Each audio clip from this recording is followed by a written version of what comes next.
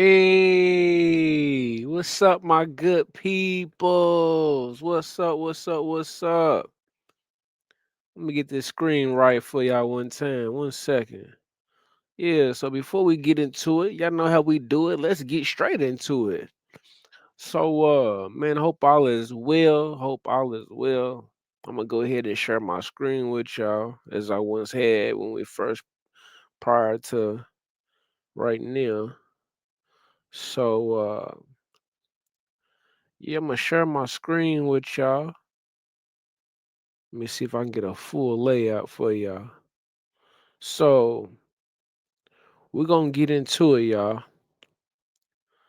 Amdu Allah, Assalamu alaikum. Again, Amdu Allah, Assalamu alaikum, my good peoples. One love, one love, one love to my tribe, one love to my Washita, Shala tribe, you feel me?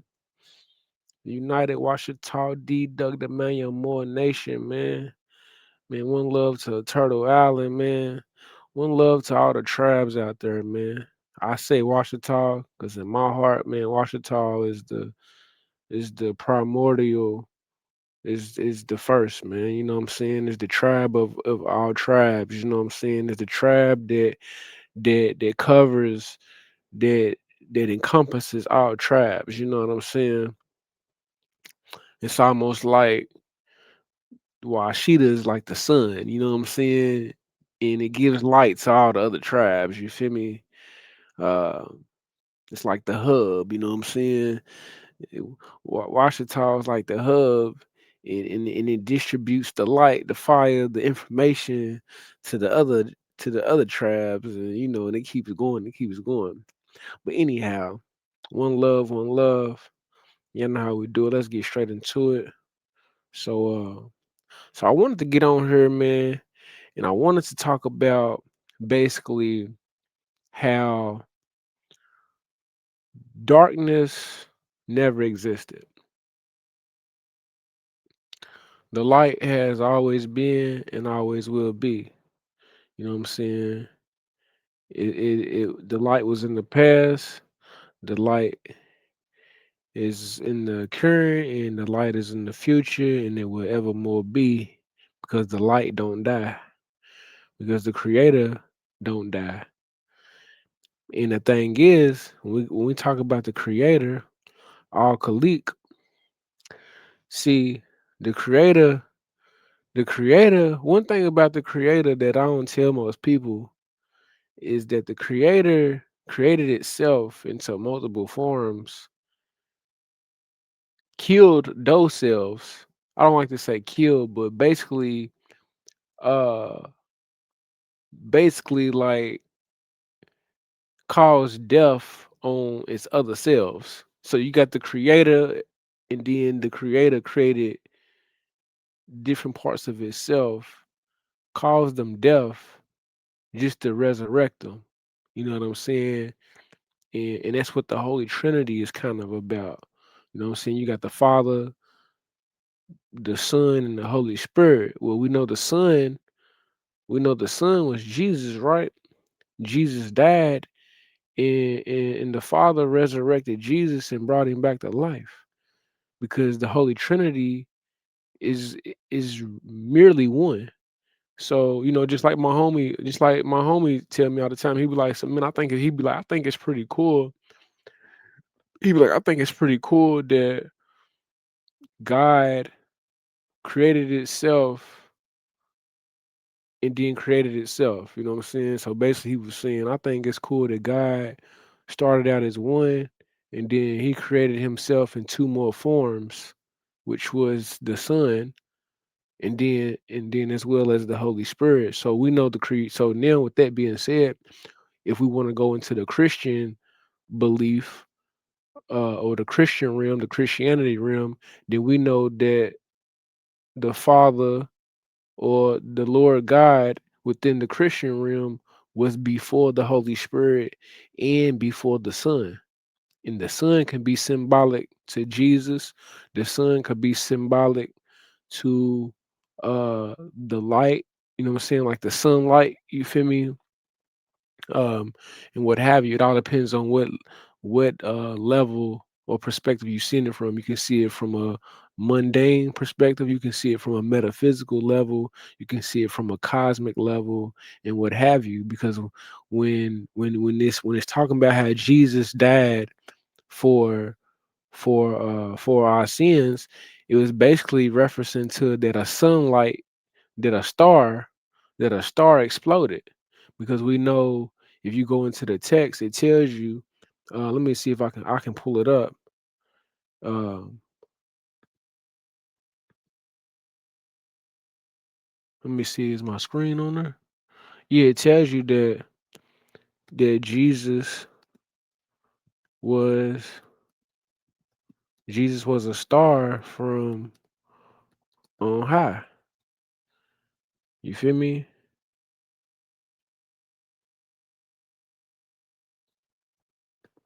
Let's see if we can get the Bible verse. Jesus was a star from on high. Yeah, Matthew's.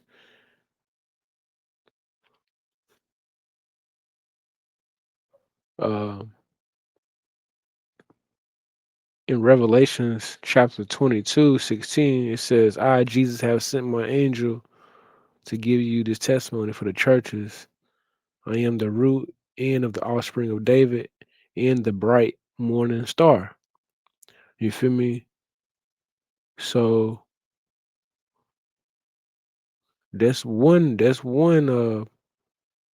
that's one testament, right?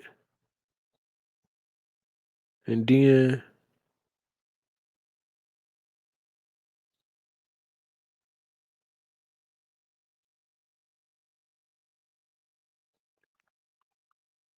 yeah, and then Matthew's.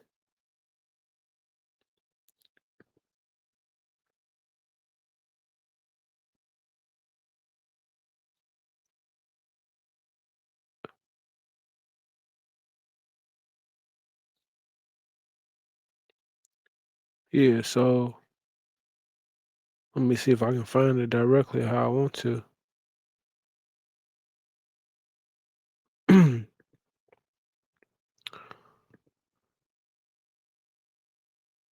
Because it's saying,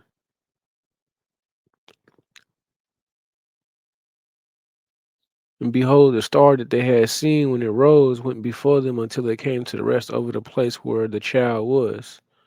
When they saw the star, let's go right here, King James Version. When they saw the star, they rejoiced with exceeding great joy.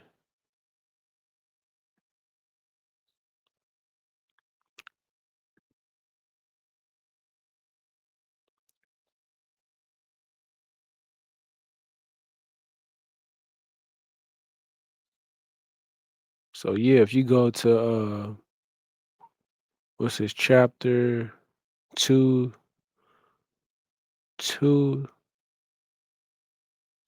2, 3, verse 10 says, when they saw the star, they rejoiced exceedingly with great joy. It says, after listening to the king, they went on their way, and behold, the star that they had seen when it rose went before them until they came to rest over the place where the child was. When they saw the star, they rejoiced exceedingly with great joy.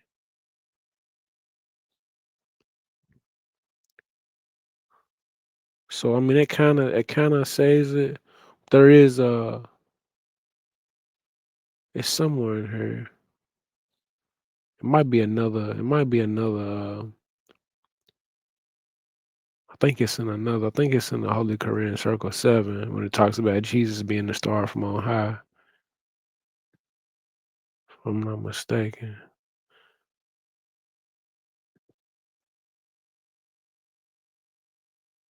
But either way it go.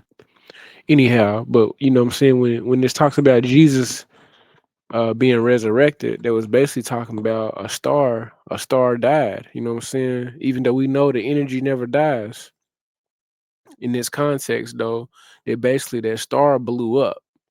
Because a star don't die, but it will. They, you know what I'm saying? I don't believe a star can die, but it can blow up. You know what I'm saying? And when it blew up, it gave forth life, which is the very remnants and the essence of whom you are and which you breathing in. You see what I'm saying? Which is also could be symbolic to the Big Bang as well. When it's you know what I'm saying, when this star, when this because we know that a star is solar energy, uh a soul, you know what I'm saying? And the soul is symbolic to solar, which soul and solar is symbolic to light. And we know light is symbolic to fire. And we know that fire is symbolic to ether. And we know ether is symbolic to gases. And then we know gases is symbolic to fine stardust energy. You know what I'm saying? Um, and we know the fine stardust energy, the stardust particles, is symbolic to again the elements. And the elements is symbolic to, you feel me, the mind of God. You feel me? The mind of God. So um this star, it imploded or it exploded, and it brought forth uh even more life, you know what I'm saying? So, you know, this crucifixion, being crucified, I'm gonna go into another topic on that. Being crucified is symbolic to being you know what I'm saying, is basically the Godhead. That's what the crucifixion is about. You know what I'm saying? It's basically when you include Jesus within that paradox, or within that paradigm of knowing, you feel me, the thorns was on Jesus's head, and his body was on the cross. You feel me? The crossroads. You see what I'm saying?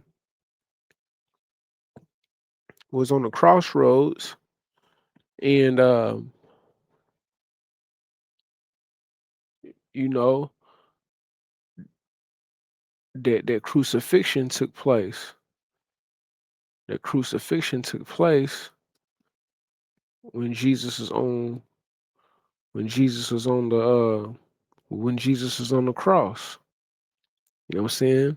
Which is what they used to do to the brothers and the sisters. You know, here just recently. They would tie him up and put him on the cross. You feel me? Which is also symbolic to Jesus, you know what I'm saying? Copper skin, woolly hair. So it was you brothers whom experienced those experiences was on that cross. You feel me? That was Jesus on them crosses. So you know, Ishu's kind of in the midst of this too, because with Ishu you got to go through the crossroads to get to the higher parts of yourself, which is Ishu, which is symbolic to Yahshua, Yahshua, which is Jesus, and which is symbolic to AAA, oxygen. You feel me? You must breathe. You know what I'm saying? You must breathe to transcend your consciousness to get to higher states of consciousness, which Jesus had to do in order to get through the pain and the suffering of being nailed to the cross. You feel me? And to be able to take all of uh that damage from being whipped, or you know what I'm saying, being whipped and rocks thrown. This was this see what they did, y'all. See what they did? is they made it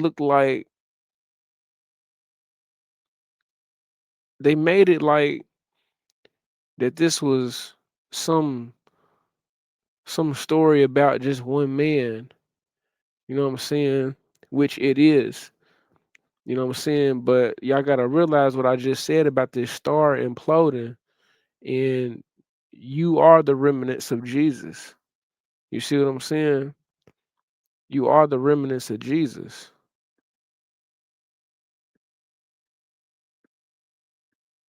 Hopefully my screen has been sharing with y'all. Let me make sure.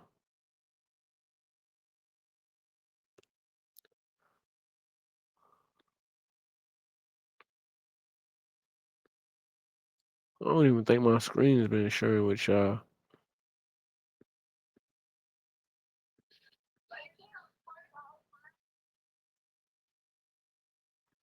Hold on, y'all.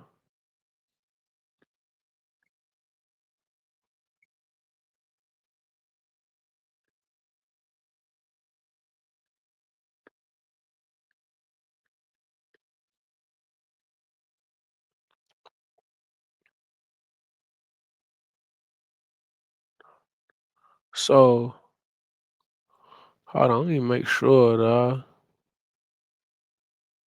Why ain't my screen sharing with y'all?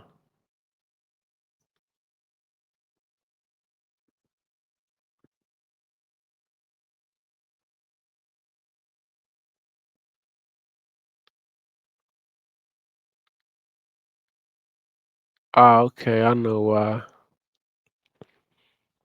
One second.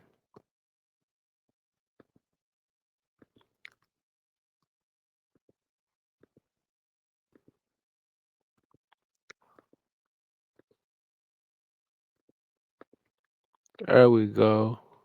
Now we got it. So, yeah, so this crucifixion, they this crucifixion and why it's so important. So, so I'm gonna start this over. Now I'm gonna just keep going. I'm gonna keep going because hopefully y'all rocking with it. We can always edit it and go back. So today we're gonna talk about all Khalik and all Awawal. You know what I'm saying? We're gonna talk about them 99 attributes. Uh, but yeah, so I think I am gonna start this over. Yeah, I think I am.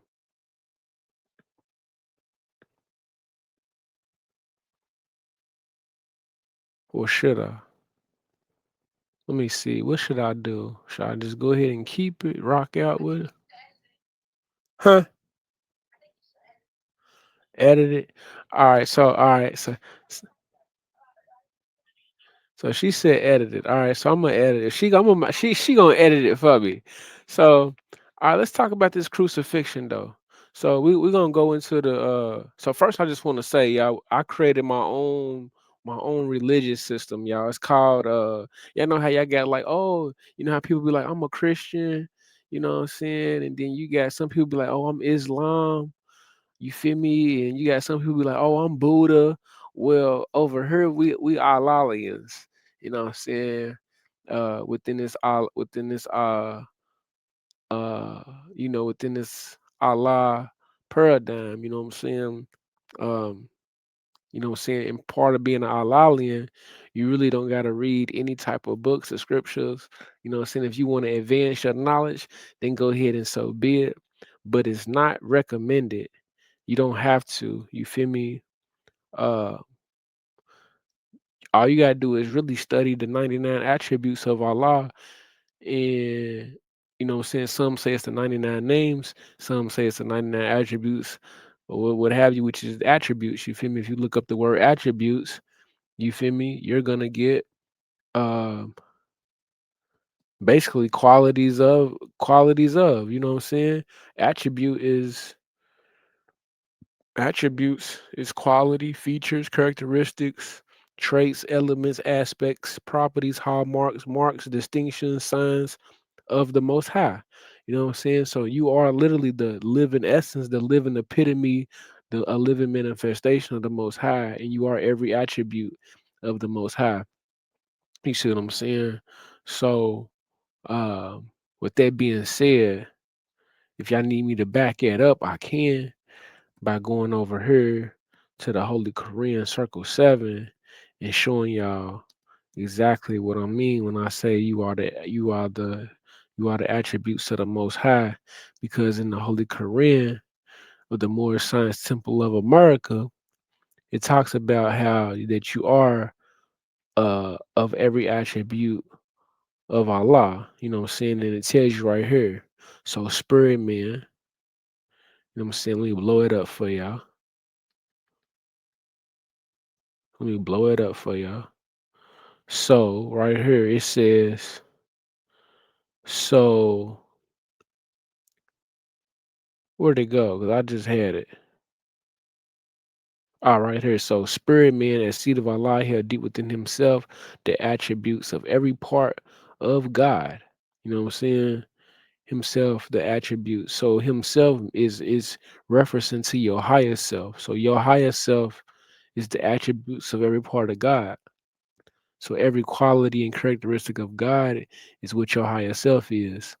You feel what I'm saying? So, when you really comprehend that, and that's what it's about, being an Allahian, you taking these attributes. You basically what you doing is these names that these 99 names, they scribing what they scribing what the meaning is of these attributes, or like what these attributes are referencing to, or like, you know what I'm saying, the characteristics of these attributes. So basically, within each attribute, it holds substance. You know what I'm saying? So each of those substances, or each of those attributes that you study, is basically effective or is sufficient within your higher self. So you know what I'm saying? Like the first three is saying the most entirely merciful, the especially merciful, the king and the owner of dominion. And then we just keep going to absolute, pure and perfect, the perfection, the giver of peace. You see what I'm saying? Those are some of the attributes that's within your higher self. You feel what I'm saying? So when you study all 99 of those, you'll you'll get a greater, clearer conception of your higher self. You feel me? Um, just food for thought.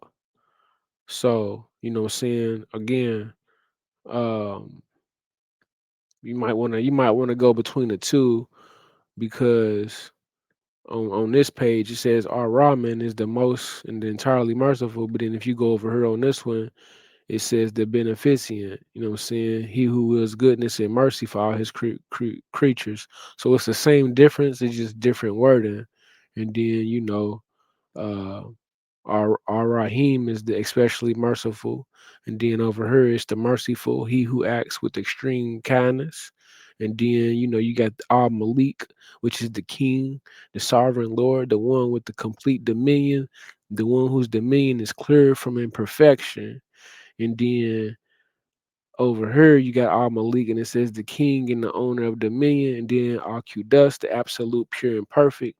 And if you come back over here, Al Qudus is the most sacred, the most holy, the one who is pure, so far removed of any imperfections. He has no shortcomings. Evil is not attributed to him. You feel me? As Salam, the giver of peace, the one who is free from every imperfection.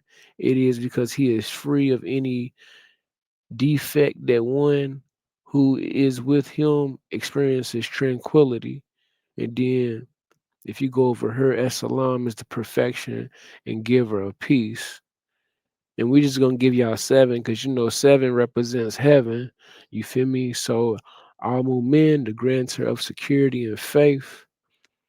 Al Mu'min over here is the infuser of faith, the one who witnesses for himself that no one is God but him, and he witnessed for his believers that they are truthful in their belief that no one is God but him. And then you got the guardian, Al Muhammad, the one who witnesses the sin and deeds of his creatures. You feel me? Al Muhammad, the guardian, the witness, the overseer. So yeah. So we're gonna let that ride. All right, and we're gonna get this part in about this crucifixion, um, and about how you are the remnants of what that is. You know what I'm saying? Because you got to realize that you must be what you know. You feel me?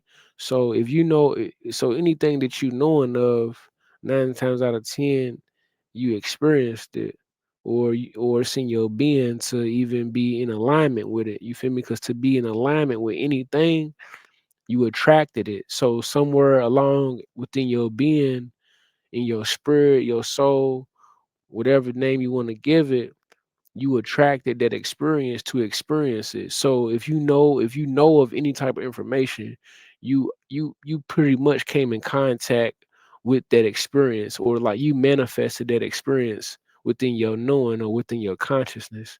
You know what I'm saying? It's almost like it's like, say you think that um you ain't never had a Sprite, right?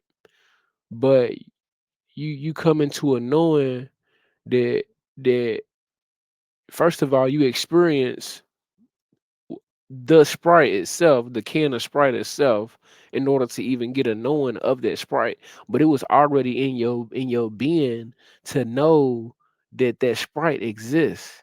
You see what I'm saying? Whether even if you even if it was your first time seeing it on a commercial or something, like just say you seen a Sprite commercial and it's your first time seeing it. Well, the thing is you attracted that experience. So somewhere in your being, you already knew that Sprite existed, but you just think that it was your first time experiencing that Sprite because you feel like it was your first time observing the Sprite, or observing the commercial Sprite, or witnessing to the Sprite. But really, you attracted that experience in a specific way for you to get a good knowing of exactly what that Sprite was. But you was already knowing of it, if y'all following me. You feel me? So then you like, man, I want to try that Sprite. I want to try it. So now you go further into your journey to actually experience the senses, like sensing the Sprite, touching the Sprite, because you can touch the Sprite with your senses, like with your eyes. Your eyes touch it. Your senses, like to smell it, you touch it. To smell is touch. To hear is touch. You know what I'm saying? All of these different ways that you can touch a Sprite. You know what I'm saying? Uh, which is like how God, which is like basically like how I forgot how dude, I ain't gonna say I forgot, but how BC said it. He was just like, basically he was saying uh like how Billy Carson said it. Like he was basically saying like God basically fragments himself and basically sends out fragments of himself to be able to observe and witness the experience, to collect the data and the information, and then come back to the hub and basically, what I'm saying, God collects that data and that information to get a good overview and overall clear conception of that experience or that observation. You see what I'm saying? So it's the same with the Sprite. It's the same with any experience. It's like it's like your God self is already knowing of the experience, but it's gonna create fragments of consciousness to go actually observe and witness that experience, to collect the data and the information, you feel me, so there can be, I guess, a more clear conception of the many different experiences, or the infinite possibilities and probabilities of this experience, you know what I'm saying, or that experience. And we talking about on a massive level, you know what I'm saying. But we already know that God is all knowing, and this is how God became all knowing in that context of what I'm saying about fragmenting parts of consciousness, in those parts of consciousness. And I'm not just talking about one part, I'm talking about trillions and millions and infinite number uh of parts of consciousness. We're talking about like 1/12 of a soul that goes and have these experiences, observe these experiences, witness these experiences, and collect the data and the information and analyze, do technical analysis and what have you. And then basically the information is kind of like basically God is like basically God is basically processing that information and doing what he do with it type, what I'm saying? That's your higher self. That's what your higher self is doing. You know what I'm saying? So like if you so like basically you're literally experiencing yourself on a fragmented level. You're not even experiencing the totality of your true self yet. You're just experiencing yourself on a fragment level, depending on your form or what have you. You know what I'm saying? You're like experiencing the micro part of your consciousness, if that's a way to say it. But I want to pull this book up for y'all. Uh, some people might not like this book, but we just gonna give it a shot. We're gonna give it a shot. If I could find it in here, cause I really wasn't seeing it. Cause I don't even think it's on here. Hold on, it might be in her study. Okay, so it is in here. So nope, it's not in here. All right. So it's on my phone. Let's see. It might be in here. Let me see. 1 second, y'all.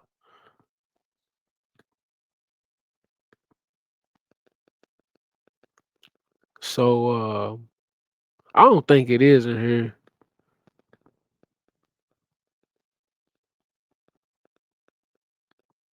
But the fact that it ain't in here, it's cool because I got my phone hooked up too, so it might be on my phone.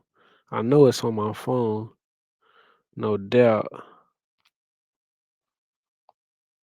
But I don't think I can even open it because I'm on the phone with my lady. She's on here.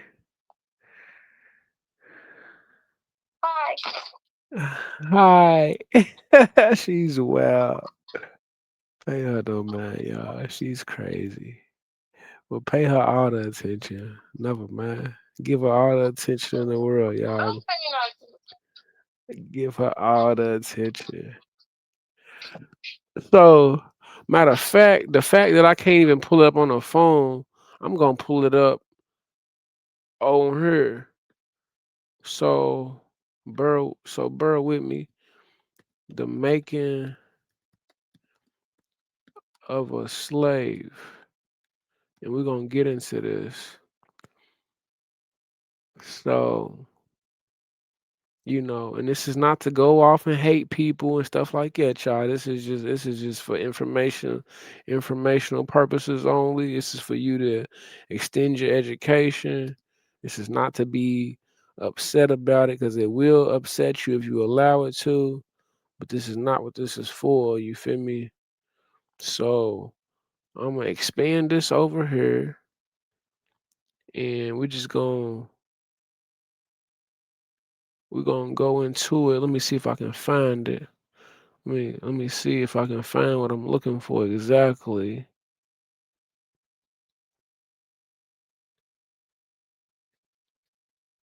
Okay. So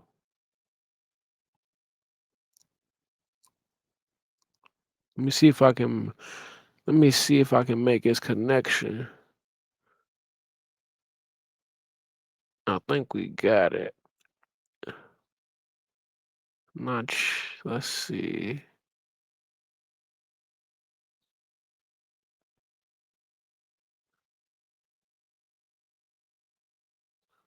One second, y'all. But yeah, so the fact that, you know, this saying that Jesus, because this story, because see, what you think you're experiencing on earth is really on a much deeper level. Like uh, it's beyond uh mundane phenomenon. It's beyond mundane knowing. You know what I'm saying? Like, and it might not even. I mean, obviously it is you, but yeah, it's beyond what you can really imagine. You know what I'm saying? It's beyond uh the micro part of it, you know what I'm saying? But it's just the earthly part is just like a way to like, you know what I'm saying, um is to get a good standing, you know what I'm saying, of who you are pretty much. Put it that way. So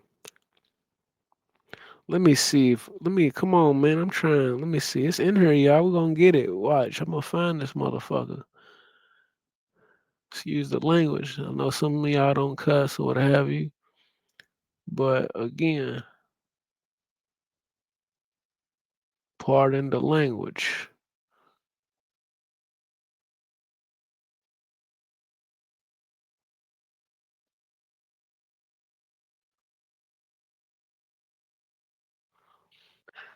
Okay, okay.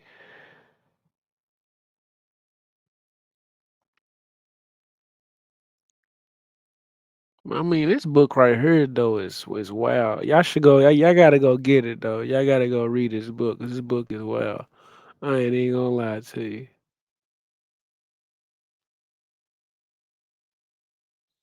It'll make you a better man. I'll tell you that.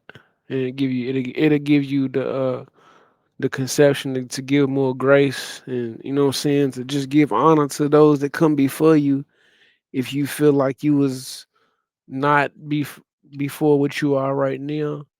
You know what I'm saying?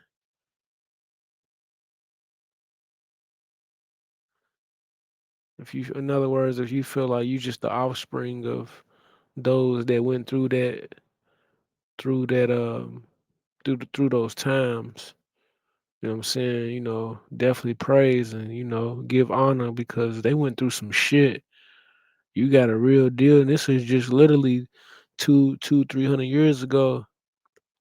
You know what I'm saying? That's why it's so deep when it comes to this, knowledge and shit, you know what I'm saying? And when it comes to this being conscious, because it's like, Brody, just 300 years ago on this planet, dog, motherfuckers is really going through real deal psychological distress. You feel me? Real deal slavery on a whole nother level. And to really think like, damn, that you alive and that was just recent. That's powerful. You feel me? Like just 100 years ago, you feel me? Motherfuckers is walking around getting called, different names and shit. You know what I'm saying? And words hurt because words are sound. So imagine going around and this is why we're so strong as a people because you know what I'm saying. This is what is embedded in us. You know what I'm saying? This is what is embedded in us to go through these type of to go through these things, to go through uh you know what I'm saying, and during those times to be called such names and go through all that brutalness and yet we still here, we still living, we still breathing. You know what I'm saying? We still got a whole group of people that survived that shit and basically made it again with whoever they made it with and created and basically created more offsprings. So their offsprings is the offsprings that is of today, right now, in these times, in this era, which is why you gonna have some ruthless motherfuckers that don't give a fuck because to get out of something like that, you had to be ruthless. You had to be ruthless. You had to not give a fuck, but you also had to be very wise and intelligent. You had to be vigilant. You had to be sober. You feel me? you had to be on your P's and your Q's, like no cap. Like you really had to really be on it. So it's just like I said, to go through name calling and that type of shit like that. That's what's in your being because you are 7 generations on your mother's side and you are 7 generations on your father's side. So it's almost as if nothing can't break you. You feel me? What they say, what don't kill you make you stronger. So this is the remnants of who you are. You feel me? This is what you are. This is what you is out here. The remnants of your foremothers and forefathers that that that was that went through some real detrimental shit, but they never folded. You feel me? Which explains who you are and why you don't give up and why you ain't taking no shit from nobody. Why you so quick to, you feel me, get on the motherfucker's ass. You know what I'm saying?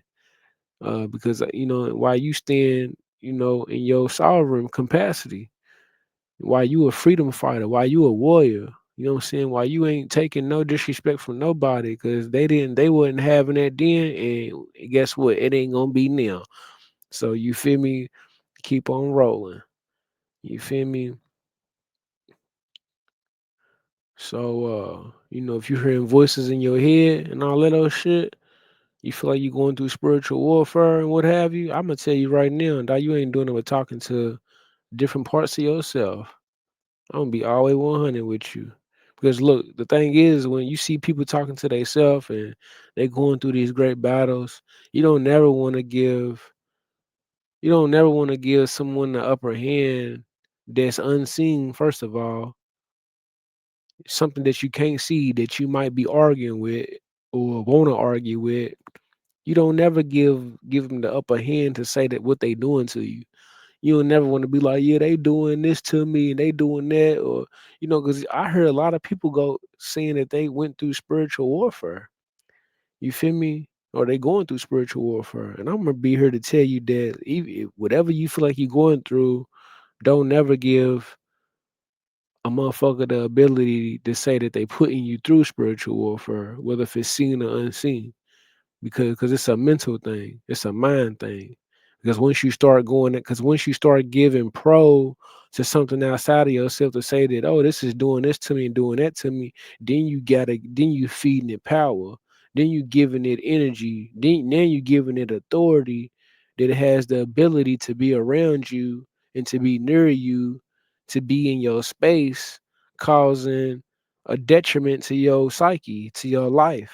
So this is where you go into the mind and you gotta realize, like, nigga, it's you fighting with yourself. It ain't nobody else but you fighting with yourself. When it's all said and done, no matter how it may feel, no matter even if it feel like it's something outside of yourself, it's nothing more than a part of yourself. You feel me? Um, it's nothing more than part of yourself because you know what I'm saying? You don't know until you don't know what's in that blood, because they say the ancestors is in the blood. So hell, it might be schizophrenia and all that shit in there. You feel me? Motherfuckers talking to themselves, got you talking to yourself, and you thinking you talking to something else, but really the whole time you talking to yourself. You know what I'm saying? You arguing with yourself because they arguing with themselves. Or you see how I just said they arguing with themselves? That they is you. You are the day. Because once you say, "Oh, what they doing," then you already gave up power. You already gave up authority. You already gave up sovereignty to say that somebody's doing something to you. And as long as you keep saying that a motherfucker's doing this to you and doing that to you, nigga, it's gonna keep happening. So you gotta go in and be like, shit, I gotta quit doing this to myself. I gotta quit arguing with myself. I gotta quit listening to these different parts of myself. You know what I'm saying? You gotta learn how to you gotta learn how to quiet your mind. You know what I'm saying? Whether if you like that part of the mind or not, if you might not like that part of the mind. It ain't nothing more than yourself. You talking about you hearing other people's thoughts? Nah, them ain't nobody else's thoughts. Cause you don't wanna, cause then you feel me? I mean, you probably can hear other people's thoughts because you that intelligent. You know what I'm saying? But again, uh, that divine oneness thing is a real thing. So, but you still gotta protect yourself. So you might be able to hear other people's thoughts. You know what I'm saying? It's a real thing. I don't know, man. Wherever it's at, it's somewhere it's around here somewhere. Uh, we might have to just do another video on that, cause I been done read the whole damn book to y'all before we can even actually get to where we trying to get to about this crucifixion. You feel me? But the thing is the reason why I'm bringing it up because again, uh, basically was going into the fact that we know for a fact. See, they try to go in and try to make it like, oh, that Jesus was basically, man, he was the motherfucking man. You hear me? He was the man, copper skin, woolly hair. He was obviously a melanated man. He had dark skin, he had copper skin, and he had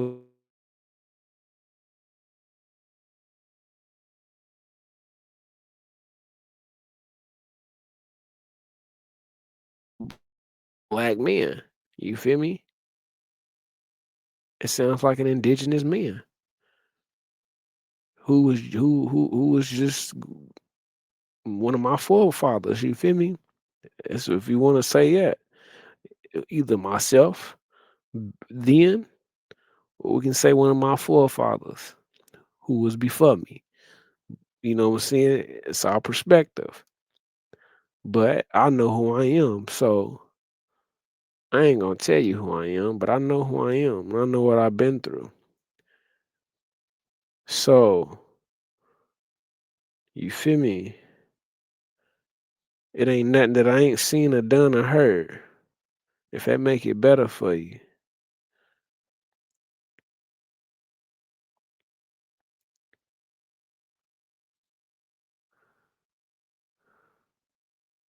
But I'm gonna just say as one of my forefathers, just to be humble about it. You know what I'm saying? Because when you don't be humble, the universe will start testing you and shit. And I don't even feel like I ain't even in the mood to be tested. You feel me? I'm not in the mood to be tested. I done been through enough of those. But the moment you get comfortable is the moment you need to be tested to an extent, to a degree, I guess. But if we don't find it, y'all, it's cool. Because we done went through every page almost. Lovely, lovely. You still on here? She's probably asleep.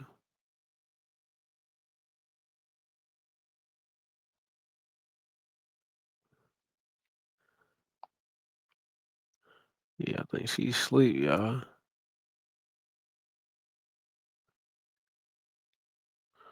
So we ain't got nothing but time. Like I said, I can always edit it anyway. Like she said.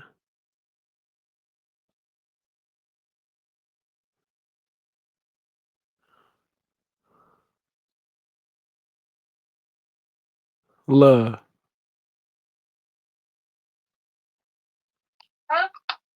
Oh, okay. I was just making sure you're still on here.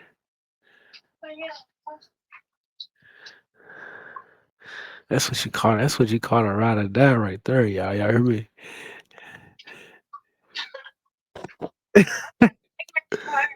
Huh? You trying to agonize your hair.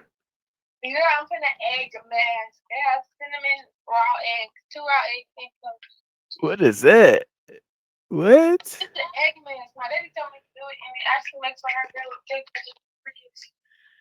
It make your hair grow thick?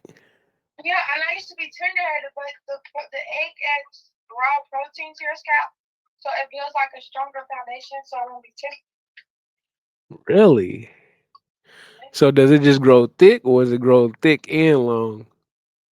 Oh, what?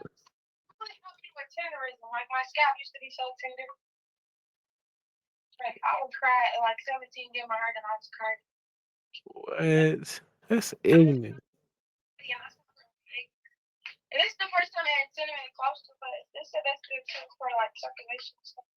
So you said eggs and cinnamon?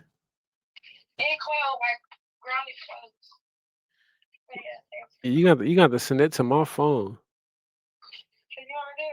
Yeah. So I ain't gonna tell y'all I can't find it. I know it's in here, y'all, but um I would actually have to read it. I would actually have to read word from word to actually find exactly what I'm looking for.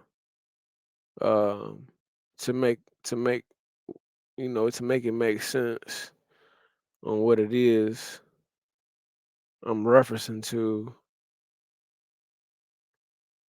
Um which is cool. I mean, if y'all got the time, then cool.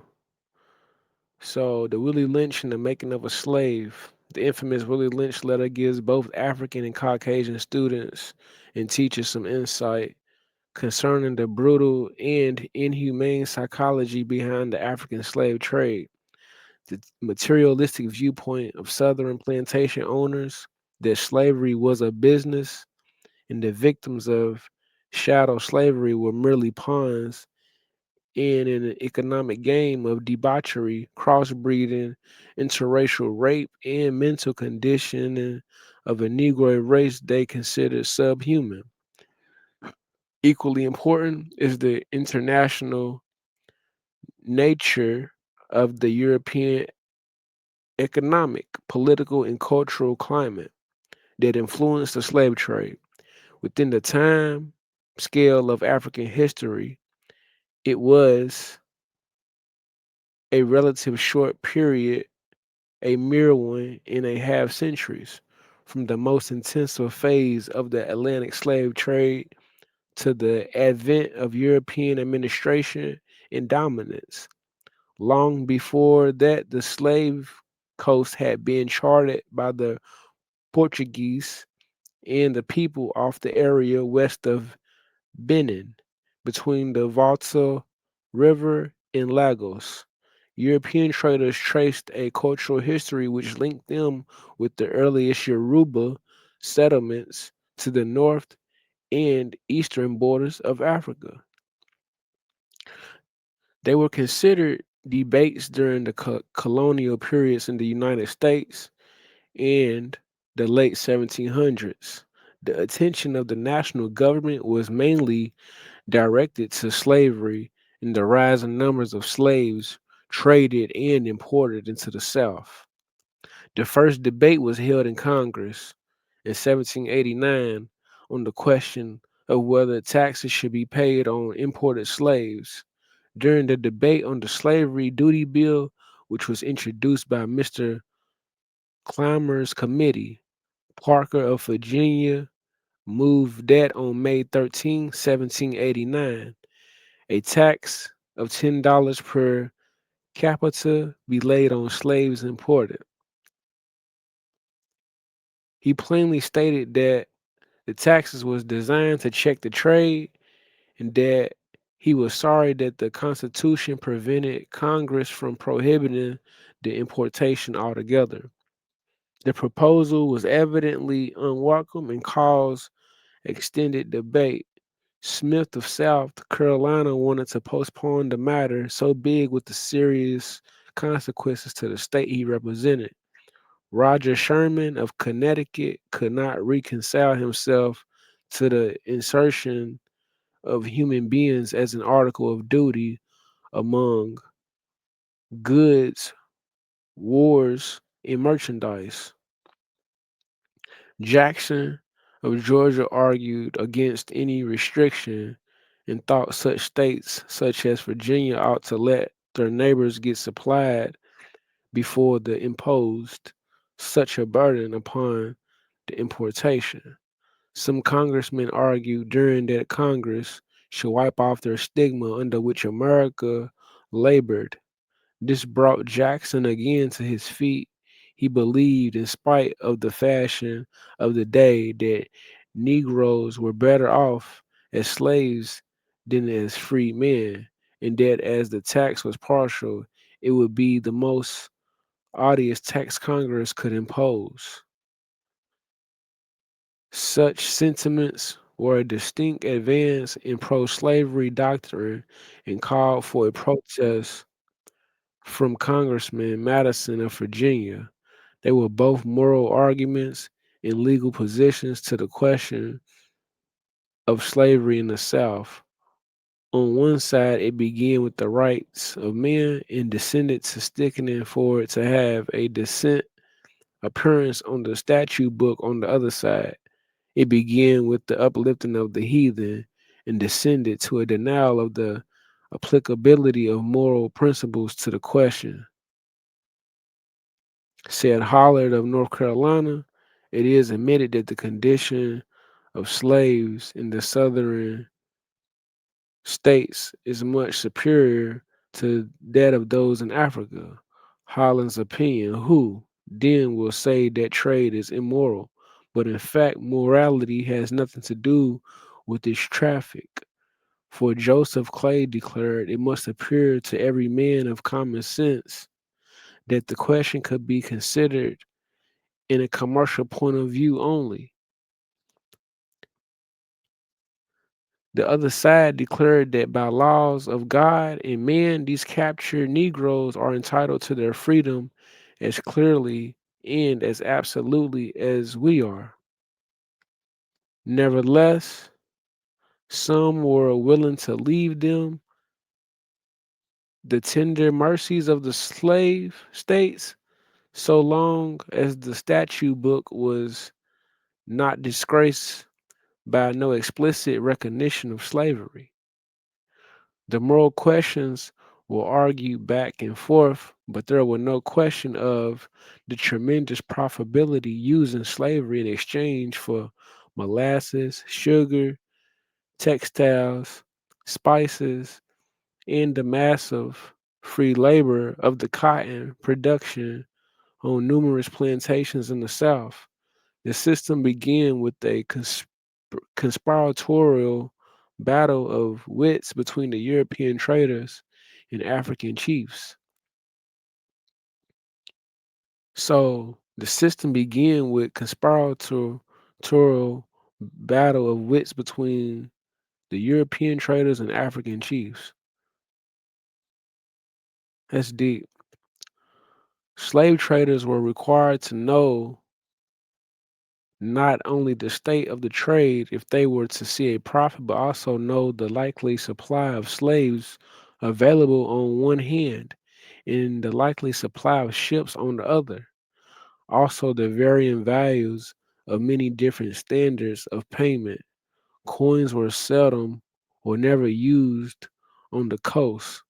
Mostly the chiefs and slave traders dealt in rolls of tobacco, barrels of rum, and firearms, and generally in length of iron or copper, or in pots and basins of brass. The slavers' books are full of all of this.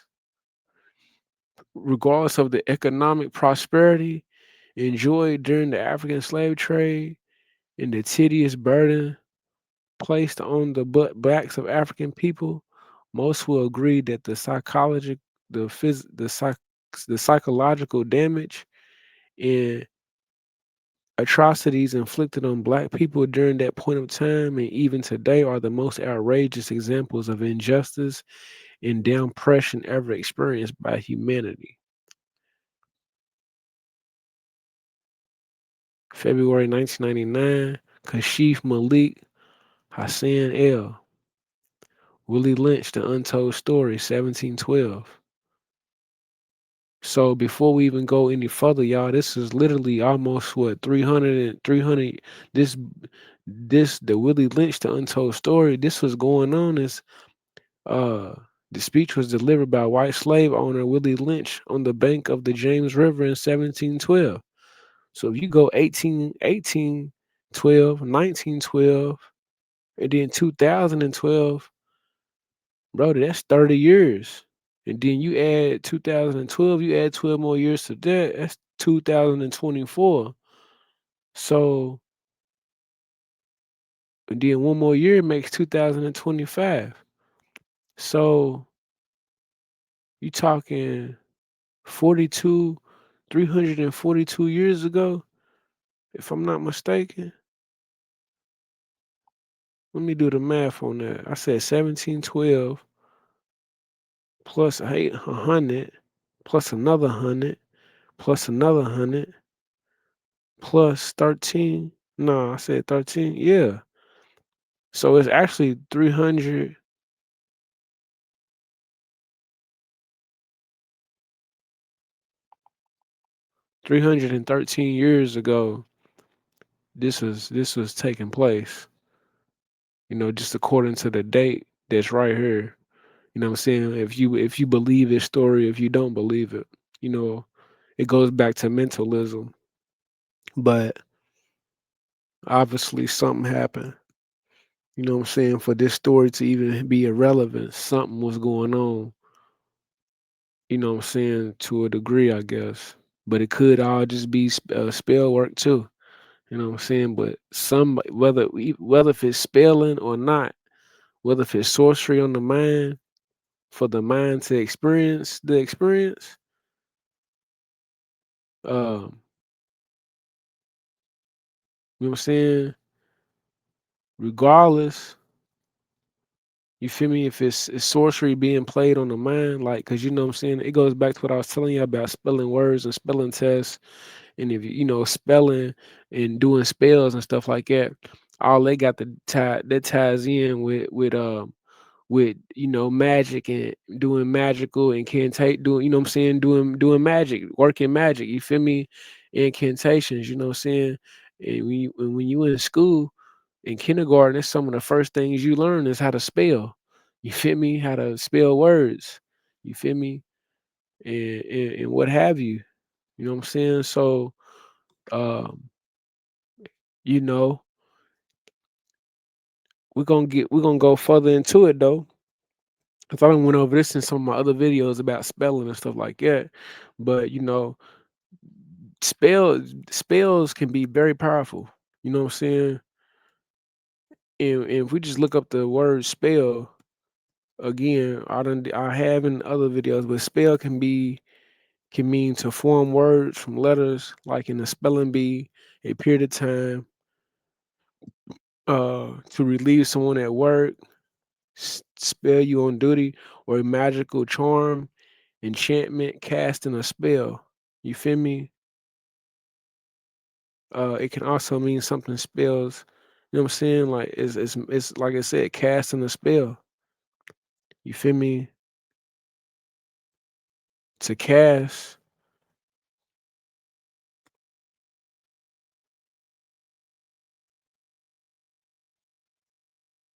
to cast spell means to use magic words or actions to influence someone or something.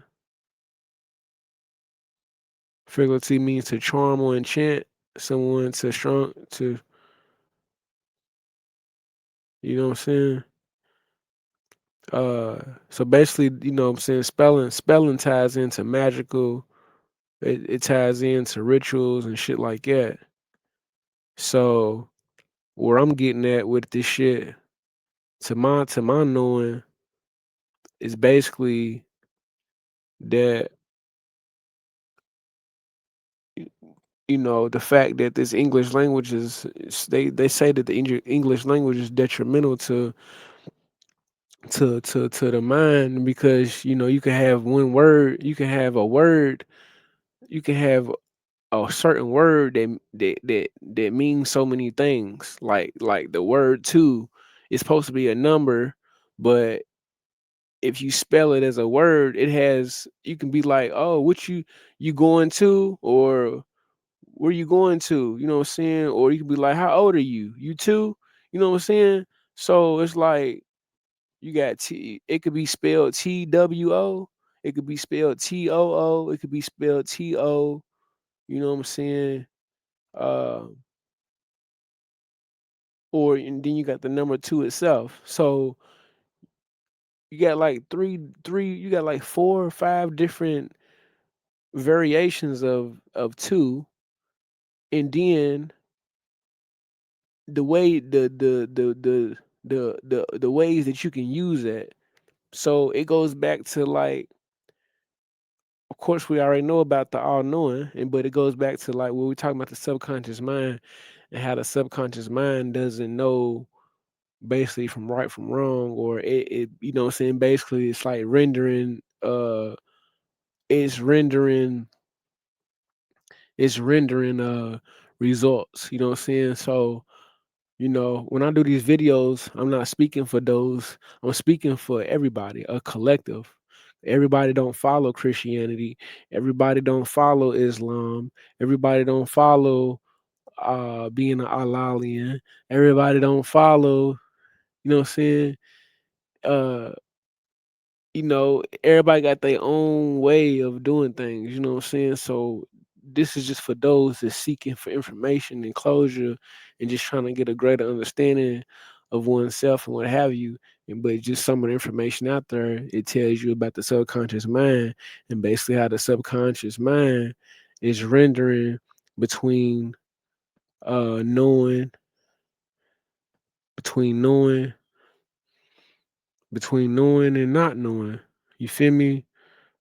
So you feel me? With that being said, if you got words like that, they got more than one meaning, you know what I'm saying? Then that means something. It's just like these are like charges. You know, I need to charge my phone. You feel me? And then in the courtroom, oh, it's telling you, oh, you've been charged with such and such. You know what I'm saying? So you see, like you got that's two different ways right there of the word charge. The word charge being utilized with with with energy. You feel me? Because you can either charge your cell phone by way of electricity, you know, electrical current going through wires and stuff like that to charge your phone, or you're in a courtroom and a judge that's acting as a that's acting as you know a higher superior position and is basically, you feel me, moving you to be the trustee to carry out certain duties for a trust. You feel me? But charging you with the charges, you know what I'm saying? And then putting you inside of a prison, you know what I'm saying? Which which you know what I'm saying? Just something like that. You know what I mean? I don't even want to really go into detail about that because she's on the phone and shit like that. And I ain't even trying to put her mind in that state right now to even be thinking about prison and all that other shit. But I'm just giving y'all examples. You feel me?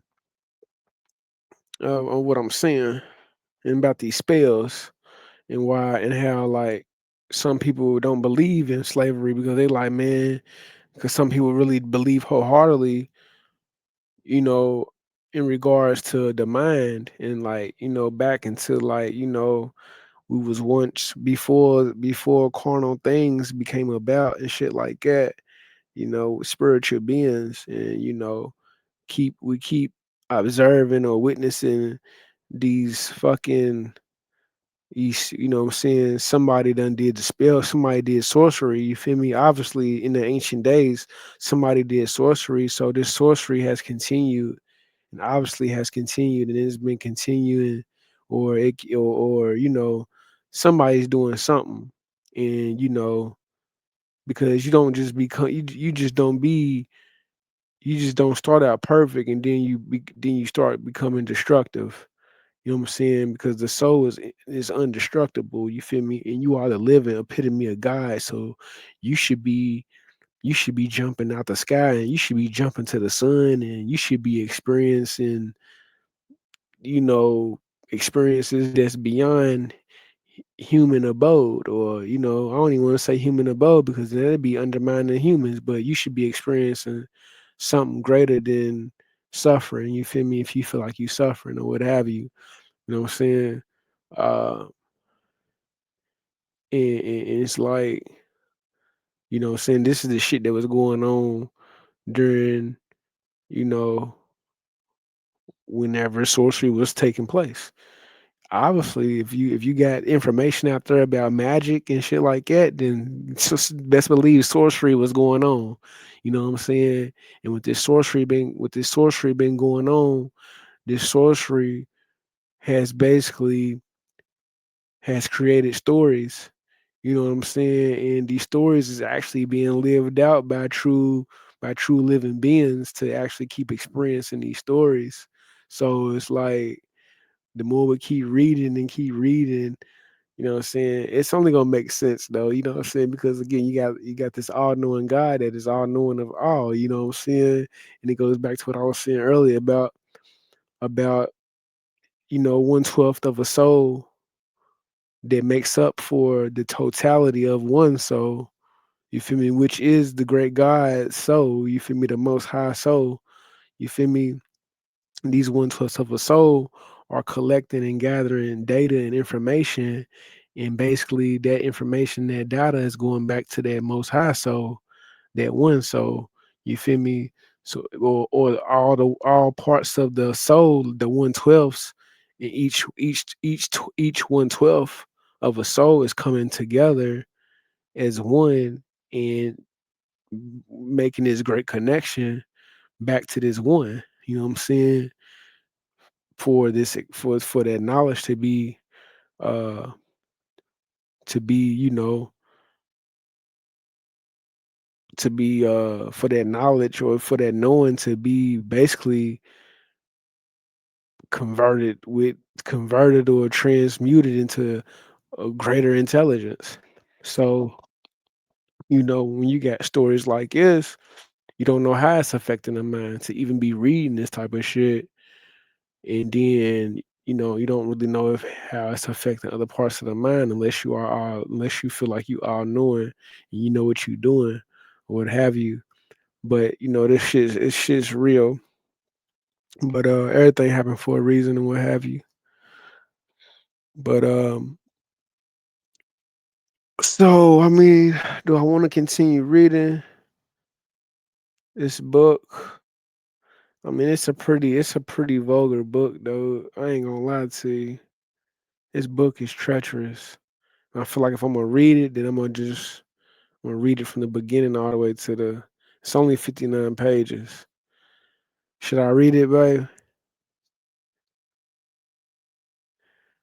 She ain't saying that. Um, I mean,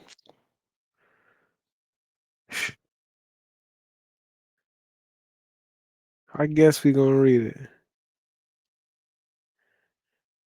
All right. So Willie Lynch, the untold story of 1712, and the message is still true today by Willie Lynch. And the message is still true today by Willie Lynch. That's opinionated. Gentlemen, I greet you here on the banks of the James River in the year of, man, I don't even like reading it. You feel me? I don't like reading it. I don't. I don't even want to read it because it's talking about our Lord. And it reminds you, you gotta read. You gotta read. You're reading this shit. So when you're reading it, you know, when you're reading it, you feel me? You are literally you putting it out there, but there has to be a knowing of what you're reading. Your consciousness is knowing of what you're reading, but I don't even like reading this shit. I ain't gonna lie because, you know, just raising that awareness and raising the consciousness to another degree requires reading material that brings joy to your soul.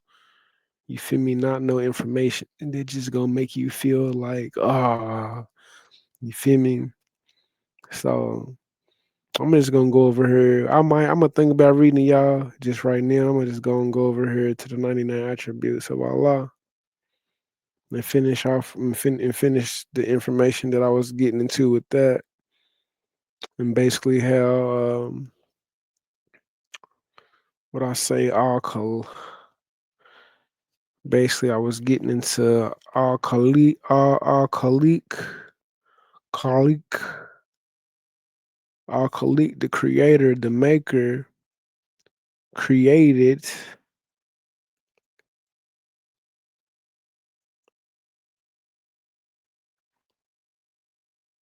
created all wawal, which is the first,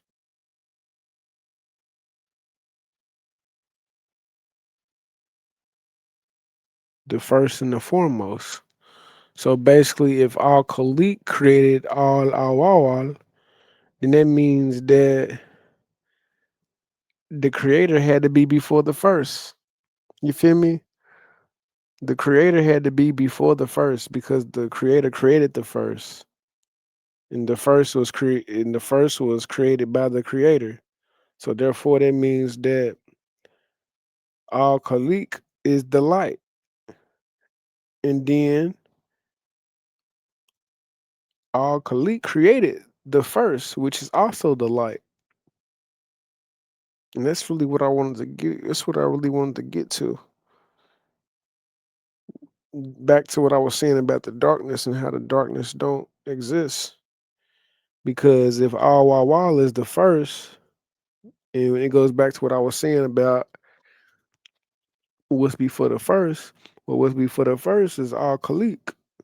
So therefore, Al Khalik is one of the 99 attributes of Allah. So therefore, making Allah again the creator of the first, and then the first being the creator.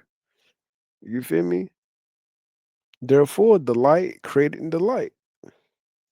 Therefore, the light has always been since the beginning, before the beginning. Yes, sir. But yeah, let's get into it. You know how we do it.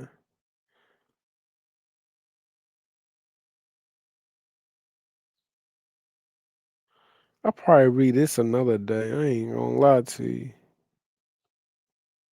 Cause I already started with the introduction and then I've been talking in between that. But what the hell? Fuck it. Let's read it. Fuck it. We're gonna read it. So it says this speech was delivered by a white slave owner, Willie Lynch, on the bank of the James River in 1712. And the message is still true today by Willie Lynch. Gentlemen, I greet you here on the banks of the James River in the year of our Lord 1712. 1712. So 1712. First, I shall thank you, the gentlemen of the colony of Virginia, for bringing me here. I am here to help you solve some of your problems with slaves. Your invitation reached me on my modest plantation in the West Indies, where I have experience with some of the newest and still the oldest methods for control of slaves. Ancient Rome would envy us if my program is implemented. As our boat sailed south on the James River, named for our illustrious king, whose version of the Bible we cherish, I saw enough to know your problem is not unique. While Rome used cords of wood as crosses for standing human bodies along its old highways in the great numbers, you are heard using the tree and rope on occasion. That's what I wanted to find right there. So while Rome used cords of wood as crosses for standing human bodies along its old highways in great numbers, you are heard using the tree and rope on occasion. So with that being said, y'all, that is the same the same type of stigma that we have in this depiction right here of Jesus being on the cross. You feel me? This is crucifixion. And what I just read to you is crucifixion. It says, while Rome used cores of wood as crosses for standing human bodies. And what does this look like on this cross right here? A standing human body of Jesus, or a depiction of so called Jesus. You feel me? So therefore, where I was going with that information was to basically tell you that what's going on with this story, because this story is deep. You know what I'm saying? So if his whole story was about Jesus being crucified, then that means that that story is still being, or that story was being played out in many other forms. You feel me? Because Jesus died for those. Jesus said Jesus died for our sins or whatever. So with that star, you know what I'm saying? Because we can't say a star was being, um, I mean, but you can't say that a star was being enslaved. You feel me? Because a star is spiritual principle. So a star can't even be slaved because that's gases, that's light, that's fire. You know what I'm saying? So, and Jesus was the morning star. You feel me? But if you look,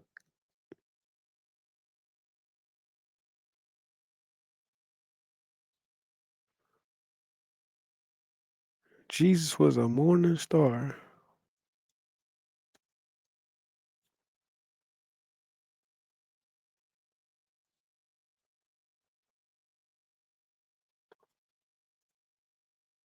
But anyhow, Jesus was sinless. He was pure, right? So therefore, um, with it being that